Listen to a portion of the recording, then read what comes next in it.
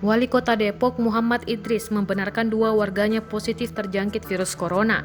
Dalam konferensi persnya, Idris mengatakan warganya yang positif virus corona tinggal di salah satu perumahan di Sukamajaya, Depok. Lanjut Idris, korban sempat menjalani perawatan di Rumah Sakit Mitra Keluarga Depok. Diduga ada lebih dari 50 orang juga terindikasi corona di rumah sakit tersebut lantaran berinteraksi dengan korban.